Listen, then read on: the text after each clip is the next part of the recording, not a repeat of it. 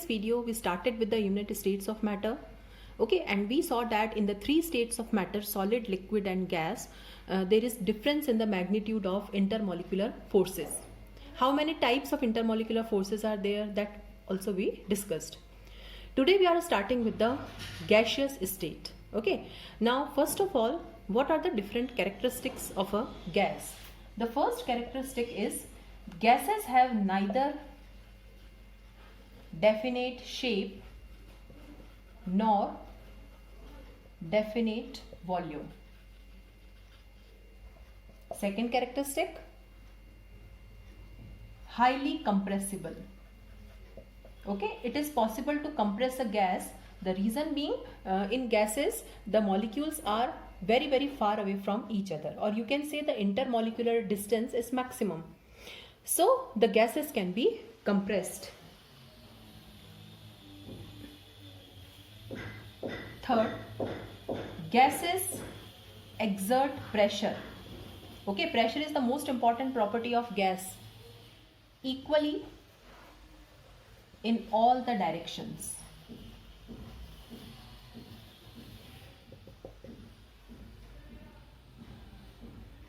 The next important property of gas is diffusion.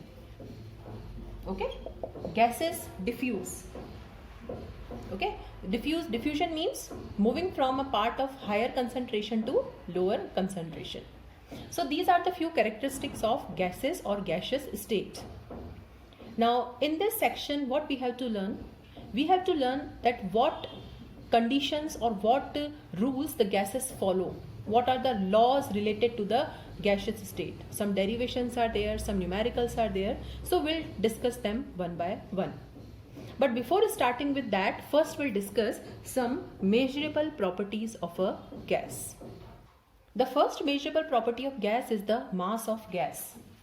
Now, how we can calculate mass of a gas? So, mass of a gas can be measured or can be calculated by mass of container filled with gas minus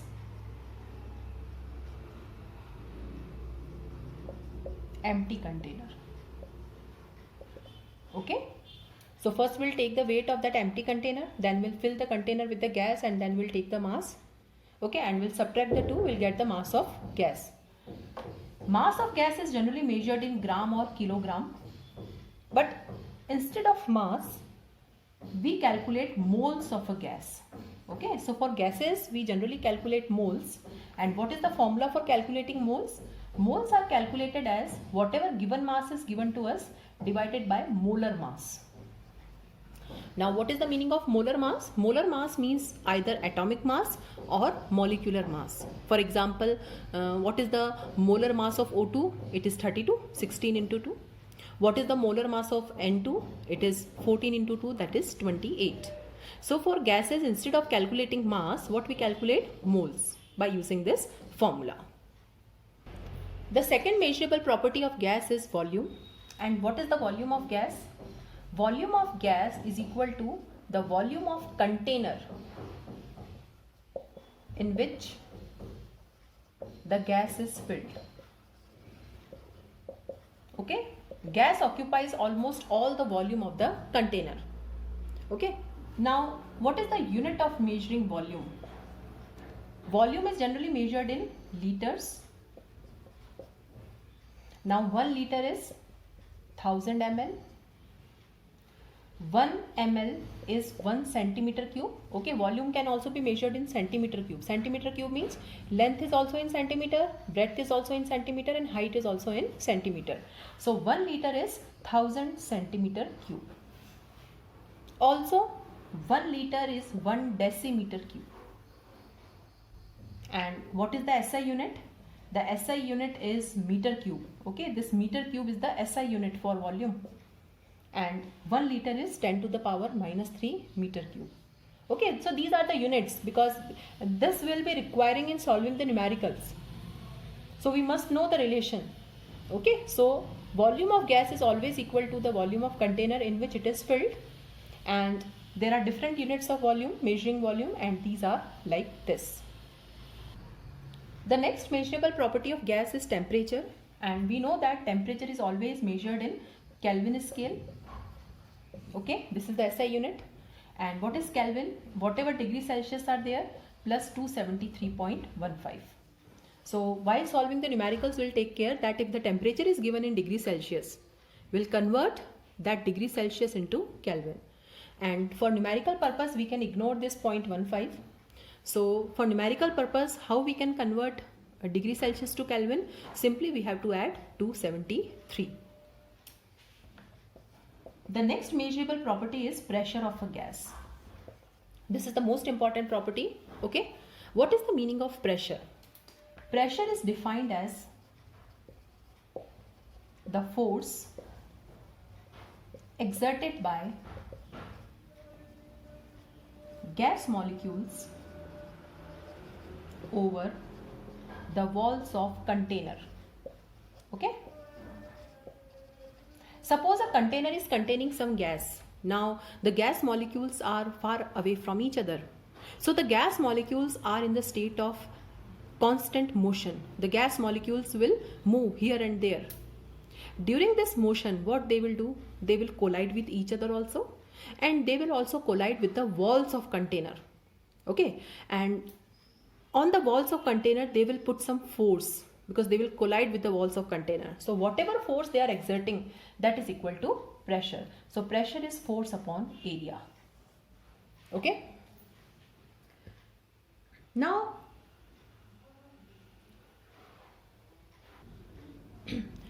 we have atmosphere. Now atmosphere is having gases. Oxygen is there, nitrogen is there, carbon dioxide is there, some noble gases are also there in the atmosphere. So whatever force the atmospheric gases are exerting on the surface of earth, that is known as atmospheric pressure.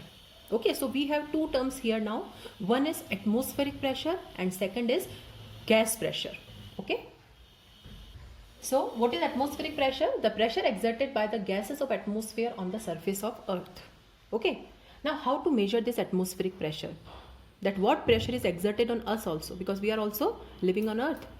So how to measure this atmospheric pressure? This pressure is measured by an instrument which is known as barometer. Now barometer is like this. Now there is a container and there is an inverted glass tube, and this glass tube, it is like this, and this container is filled with mercury. Okay, you must have seen mercury in thermometers. Mercury is the only metal which is liquid at room temperature. Okay, silver colored. Now what will happen? Now here the gases will exert pressure on mercury, and because of this the mercury will rise up in the tube. Now the mercury is rising up, and this mercury rises up to 76 centimeters. Okay, suppose if I keep barometer here, so mercury will rise only up to 76 centimeters. This is a constant value. So if you keep barometer in any plain area, not in higher altitudes or mountains, but in plain area, if you keep the barometer, the mercury rises up to 76 centimeters only. This is fixed. 76 centimeters means 760 millimeters. Okay, so this pressure is constant everywhere, and this is equal to 1 atmosphere. So 1 atmosphere, or you can say atmosphere, is the unit of pressure. So what is 1 atmosphere? It is 76 centimeters. It is denoted like this. It is 76 centimeters of mercury or 760 millimeters of mercury. So this is the unit of measuring pressure. So pressure is measured in terms of atmospheres also, or it is measured in terms of centimeters of mercury or millimeters of mercury. This is a constant value. So since we are residing in plain area, okay, so what atmospheric pressure is there on us? So we all are experiencing this 1 atmospheric pressure. So this is the way how we can measure the atmospheric pressure. Now as we move up, suppose if I keep the barometer in the mountain area. Now in the mountain area, what happens? The atmospheric pressure is less. So mercury will not rise up to 76 centimeter. There the mercury will rise to a lesser distance. Okay, because their atmospheric pressure is less. Otherwise this value is always constant. Now atmospheric pressure is clear. Okay. Now the second is gas pressure. How to measure the pressure of any gas? Now this is measured by an instrument which is known as manometer. Okay, there are two types of manometer. This is closed end manometer and this is open end. Now this is the how your manometer looks like. Now there is a bulb which is filled with the gas. Now attached to this bulb there is a tube. This is a glass tube and this glass tube has mercury in it. And what is the difference between closed end and open end? You can see here the end is closed and here it is open. Okay. Now before filling the gas in this bulb, the manometer is evacuated. Okay. Whatever air is there inside the manometer, it is taken out so that there is no difference in the pressure of gas. So what we'll do, first we'll attach a vacuum pump to this and we'll take all the air out of this manometer and then we'll fill this bulb with the gas whose pressure we have to find out. Now this tube is having mercury in it. Okay, suppose the tube is filled with the mercury. So this is the mercury. Now initially in the two limbs, the level of mercury is same. So I am filling this tube with mercury and you can see the level of mercury is same in both the limbs. Now since it is closed end, so there is no external pressure or no atmospheric pressure. Suppose the gas is exerting pressure here, the mercury will rise up. Okay, and suppose the mercury is rising up to this distance. Suppose this distance is x centimeter. Okay, so what is the pressure of gas? The pressure of gas is x centimeters of mercury. This you can see, just like we see in thermometer, we can see that mercury is rising up and to whatever distance the mercury is rising, that distance we can calculate, we can measure and we can write here. So what is the pressure of gas? X centimeters, Y centimeters, whatever it is. Now in case of open end manometer, from here also the gas is exerting pressure. Okay, so again it is filled with mercury. Initially the level of mercury in the two limbs is same. So from here the gas is exerting pressure.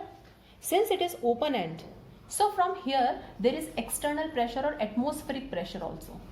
Okay, so from this side the atmospheric pressure is acting. And what is atmospheric pressure? Atmospheric pressure is 1 atmosphere. And what is 1 atmosphere? It is 76 centimeters of mercury.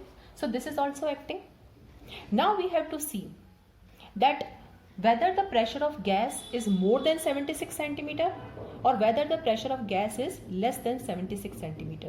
That's why we prefer this open end manometer only. Because suppose if the pressure of gas is more than atmospheric pressure, we cannot use this closed end. Because if we use closed end, the value will always be less than 76 only. Because 1 atmosphere is the maximum value of the pressure. So if the pressure of gas is more than that, we cannot measure by using this closed end. So for that we use open end. Suppose the level of mercury rises up here. Okay, now the level of mercury is rising up here. It means atmospheric pressure is more than pressure of gas. That's why the mercury is rising here only. So in this case the pressure of gas is 76 minus, suppose this distance is x, so 76 minus x centimeters. And if suppose the mercury rises here, this side, suppose x centimeter this side. If the mercury is rising this side, it means the pressure of gas is more. So here pressure of gas is greater than atmospheric pressure. So in this case the pressure of gas is 76 plus x centimeters.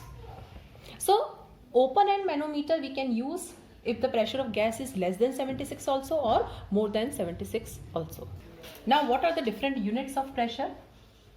So the first unit is 1 atmosphere. It is equal to 760 millimeters of mercury or it is equal to 760 torr. Okay, 1 atmosphere is also equal to 1.01 bar. So this is another unit for measuring pressure, that is bar.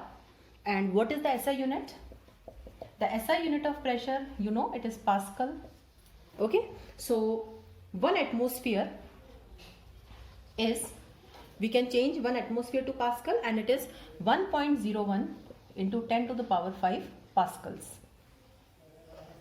Okay, these will require for numerical purpose. So what are the various units of pressure? It can be measured in atmosphere, it can be measured in bar, torr, mmHg or pascal. Now the next is standard temperature and pressure or normal temperature and pressure. This condition is known as STP or NTP. At STP the temperature is 0 degrees Celsius or 273.15 Kelvin and pressure is 1 atmosphere or 1.01 into 10 to the power 5 Pascal. So this is STP condition. This will require for numerical purpose. But for practical purpose, for experimental purpose, we use SATP condition, that is known as standard ambient temperature and pressure. The temperature is not 0 degree, it is 298 Kelvin, that is 25 degrees Celsius. Okay, for experimental purpose, we take the temperature 25 degrees Celsius because it is not possible to conduct any experiment at 0 degrees Celsius. And what is the pressure? It is 1 bar. 1 bar is exactly 10 to the power 5 Pascal. Okay, so one is STP condition, temperature is 0 degree Celsius and pressure is 1 atmosphere, and the second is SATP condition where the temperature is 298 Kelvin and pressure is exactly 1 bar. Now the next topic that we have to discuss is gas laws. Now we know about the measurable properties of a gas: pressure, volume, temperature. Okay, the quantitative relation between pressure, volume and temperature of a gas, these are known as gas laws.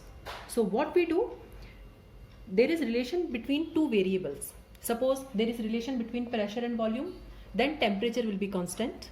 So there is quantitative relation between any two variables and the third variable or third property is kept constant. So now we have to discuss the gas laws. The first is Boyle's law. Now Boyle's law is known as pressure volume relation. Now if there is relation between pressure and volume, definitely temperature is constant.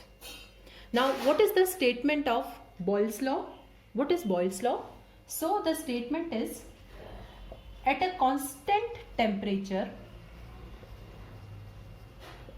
okay, so temperature is kept constant, the volume of fixed mass of gas is inversely related to its pressure. Okay, so we have to take fixed mass of gas. This thing is important. The mass of gas should be fixed. In that case, the volume of gas is inversely related to its pressure. Now, what is the meaning of inverse relation?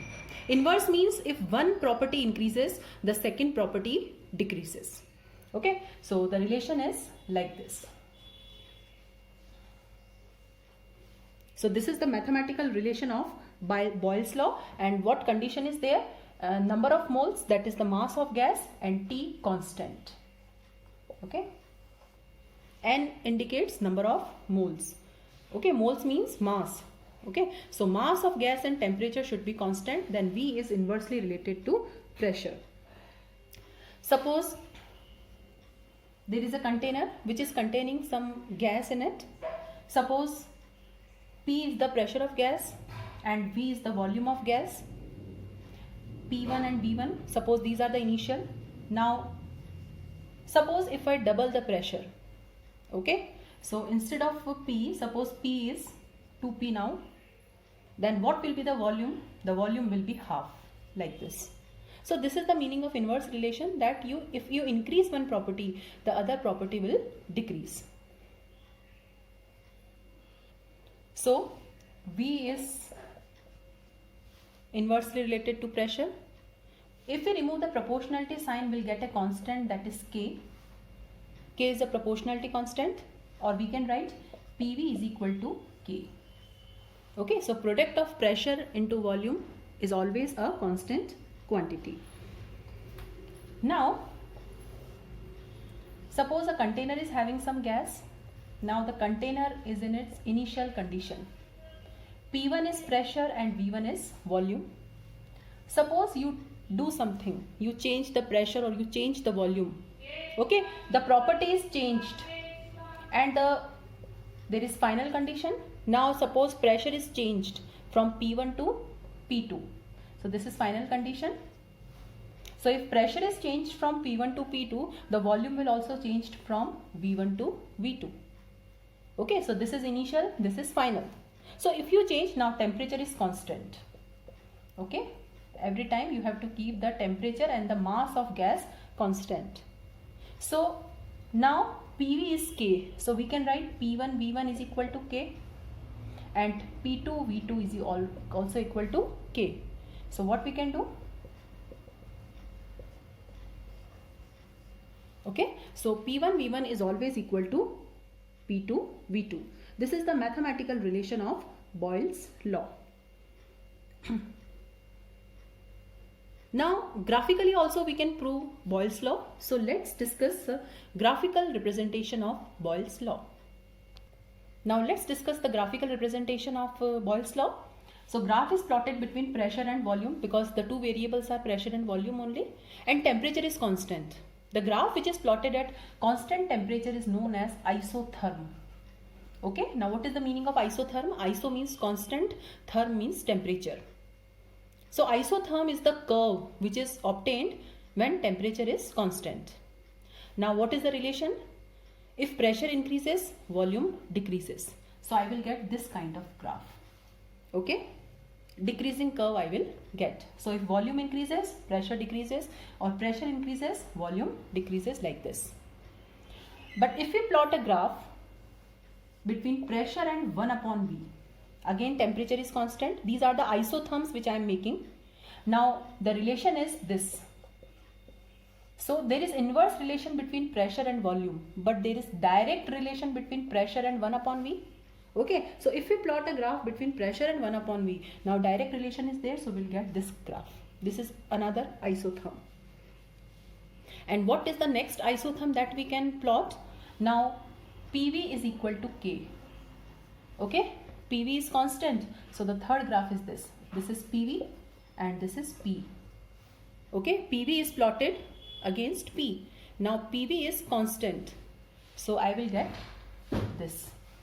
Okay, a straight line parallel to the axis. Since PV is constant, this is constant graph. So these are the graphical or the experimental verifications for the Boyle's law. Now what is the practical significance of Boyle's law?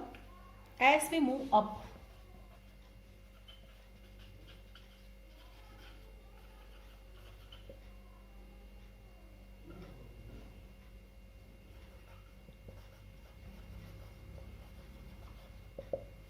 okay, as we move up the higher altitudes or as we move up the mountains, what happens?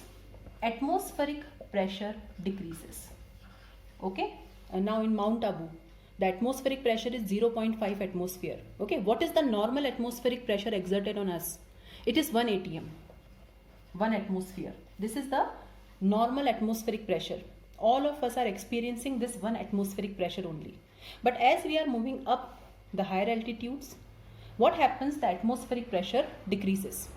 And if atmospheric pressure decreases, temperature is constant there. So according to Boyle's law, if atmospheric pressure decreases, the volume of air increases.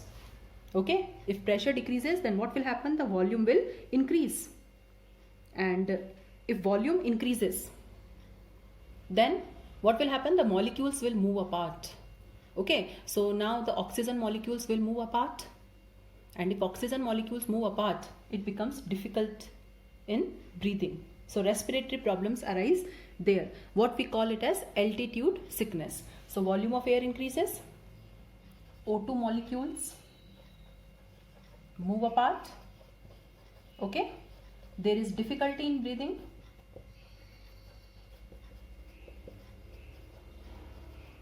And we call it as altitude sickness. Okay, that's why the mountain climbers, they take oxygen cylinders with them. Okay, because there the atmospheric pressure is very less, so it will be difficult for them to breathe properly. So this is the practical significance of Boyle's law. Now the second gas law that we have to discuss is Charles' law. Charles' law is volume temperature relation. Means there is relation between volume and temperature. So definitely pressure should be constant. Now what he did, he performed an experiment. Okay. So he found that at a constant pressure, the volume of a fixed mass of gas. Now you can notice one thing, that every time the mass of gas should be fixed or given mass. Gas increases or decreases by 1 upon 273 of its volume at 0 degree Celsius for each degree rise or fall in temperature. Okay, so what he observed, that if you increase the temperature by 1 degree, the volume of gas will increase by 1 upon 273 of its volume at 0 degree, and if you decrease the temperature, then the volume will also decrease. Now what is the meaning of this? Suppose at 0 degree Celsius the volume of gas is V naught. Okay, suppose at 0 degree Celsius, what is the volume of gas? V naught. I am increasing the temperature by 1 degree Celsius. The pressure is constant. Then the volume of gas should increase. But how much? He said that the volume of gas will increase by 1 upon 273 of V naught. So at 1 degree Celsius, what will be the volume of gas? The volume of gas will be V naught plus 1 upon 273 of V naught. So this was the original volume. And what is the increasing factor? The increasing factor is this. Suppose the temperature is 2 degrees Celsius.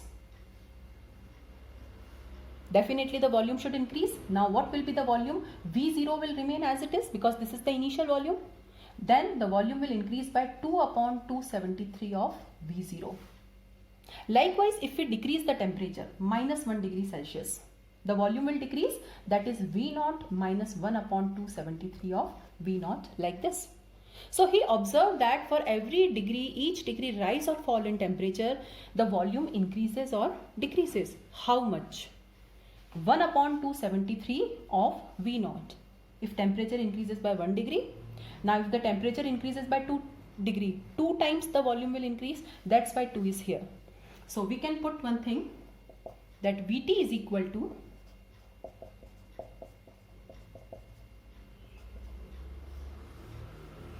okay. So volume at a particular temperature is V0, that is the volume at 0 degree Celsius, plus 1 upon 273 multiplied by T. This T is the temperature into V naught. So this was the relation, mathematical relation of Charles' law. Okay. Now he started decreasing the temperature. So temperature is minus 1, minus 2, minus 3, minus 4, like this. And suppose my temperature is minus 273 degrees Celsius. Okay, I am decreasing the temperature, the volume of gas will decrease. And suppose my temperature is this. Put the value here. So Vt is equal to V0 minus 273 upon 273 times of V0. That is 0. Means at minus 273 degrees Celsius, the volume of gas is 0. Now it is not possible for a gas to have 0 volume. It means minus 273 degrees Celsius is the lowest possible temperature for a gas. It is the lowest possible temperature for a gas. And before this temperature, now at this temperature the volume of gas is 0 and volume can never be 0. So before this temperature, a gas changes to liquid, and that is we called as liquefaction of gas. Because if the temperature is minus 274 or minus, because after this temperature what will happen? The volume will become negative, which is not possible. So this is the lowest possible temperature, and at this temperature or before this temperature the gas liquefies. Okay.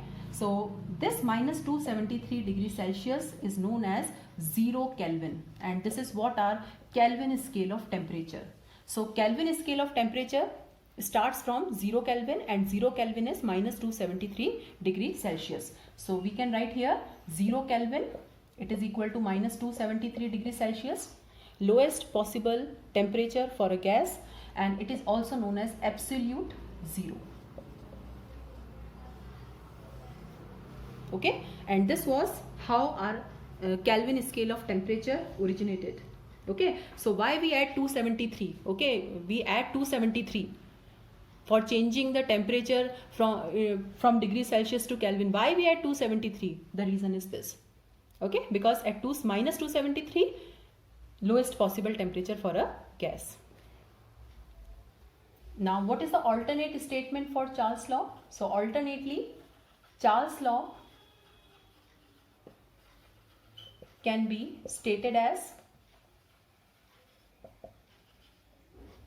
at a constant pressure,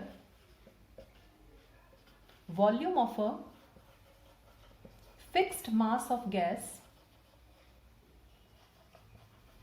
is directly proportional to temperature. Okay, so V is proportional to T at constant pressure, or we can write V upon T is K. Okay, this is a constant quantity, or what we can write, V1 upon T1 is equal to V2 upon T2. So this is the mathematical relation of Charles' law. Now let's discuss the graphical representations. So I am plotting the graph between volume and temperature. The graph is plotted at constant pressure. Constant pressure, the graph which is plotted at constant pressure is known as isobar. Since there is direct relation, okay, this kind of graph will get. Okay, now what is the practical significance of Charles' law? The practical significance is we use hot air balloons. Okay, what happens now? Hot air balloons means temperature is more. Okay, now if the temperature is more, the volume of gas or air filled in the balloon will be more. As a result, the air will be less dense. Okay, because if volume is more, density will be less. Okay, density is mass upon volume. Mass of air is fixed in that balloon. Okay, so in hot air balloons, okay, so temperature increases, volume of whatever gas or air it is filled increases, density decreases, and if density decreases, balloon will rise up. Okay, so this is the practical significance of Charles' law, and these hot air balloons are used for weather observation like this. Now the next is Gay-Lussac's law, which is pressure temperature relation, and you can call it as modification of Charles' law. So at a constant volume, pressure of a fixed mass of gas is directly proportional to temperature, or P is proportional to T, volume is constant, or P upon T is K, or P1 upon T1 is equal to P2 upon T2. So if we plot a graph, since the graph is plotted at constant volume, such graphs are known as isochores. Okay, so this is Gay-Lussac's law. It is the modification of Charles' law only, and it has a practical significance also. And what is the practical significance? During summers, okay, what happens now? Summer means temperature is more, the pressure of tire increases, okay, in automobiles, and likewise in winters you will observe that in winters, since the temperature is less, the pressure of tire of a vehicle is also decreased. Okay, so this is the practical significance.